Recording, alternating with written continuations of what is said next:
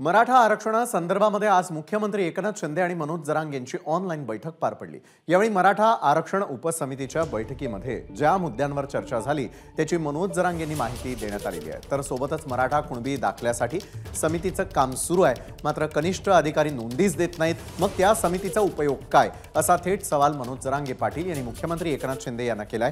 तर सगळे सोयऱ्यांना कुणबी प्रमाणपत्र देण्याच्या मागणीवरही मनोज जरांगे ठाम आहेत। सर्व समित्यांचं युद्ध पातळीवरती काम सुरू असून मराठा समाजाला कोर्टामध्ये टिकणारं आरक्षण देणार असल्याचं आश्वासन मुख्यमंत्री एकनाथ शिंदे यांनी दिलंय।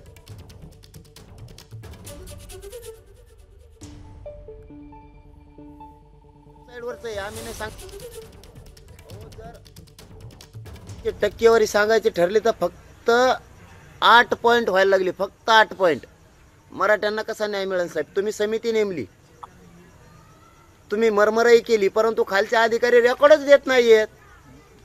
गावाचे गावच जर तपासले जाणार नसले तर शिंदे साहेबाच्या समिती मरणाचं काम करते, खालचे अधिकारी जर कामच करणार नसले तर अहवाल निरांकन येणार। याच्यात कसला जातीवाद असला पाहिजे अधिकाऱ्यांपाशी? याच्यात काय जातीवाद समजा? अधिकारी हा जातीवादी असला नाही पाहिजे तरच न्याय मिळेल ना। नाही, आता बघा, तुम्ही आता ही जी नावं सांगितली गावांची, जिल्ह्याची, तालुक्यांची, तर आणखी जी काय माहिती असेल ती ताबडतोब आमच्याकडे तुम्ही पाठवा आणि हे अधिकारी जे आहेत तिथे संबंधित त्या अधिकाऱ्यांना ज्या पद्धतीने सूचना द्यायच्या त्या सूचना इथून दिल्या जातील आणि त्याचा तुम्हाला अनुभव पण येईल। शिंदे सर, आम्हाला म्हणजे आमचा हट्ट पण नाहीये, त्यांना कामावर करावं, कमी करावं हा हट्ट पण नाहीये आणि आम्हाला काय ते कडून कुठं काय बाजी मारायची नाहीये। परंतु जर ते जातीवादच करत असले तर कसं मिळणार? आता तुम्हाला परळीचं जर सांगायचं ठरलं तर 0 105 गावापैकी 0।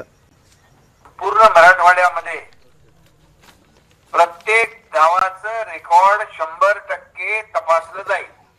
तिथे स्पेशल ड्राईव्ह घेऊ आपण आणि 100% तपासून घेऊ आणि त्याच्यामध्ये कुठेही काय हायगाय होणार नाही। आणि म्हणून मी आपल्या बैठकीच्या अगोदर सर्व विभागीय आयुक्तांना आणि कलेक्टरना देखील सूचना दिल्यात, परंतु आता जे तुम्ही निदर्शनास आणलंय त्याप्रमाणे मी सांगतो प्रत्येक गाव जे आहे 100% त्याची तपासणी केली जाईल।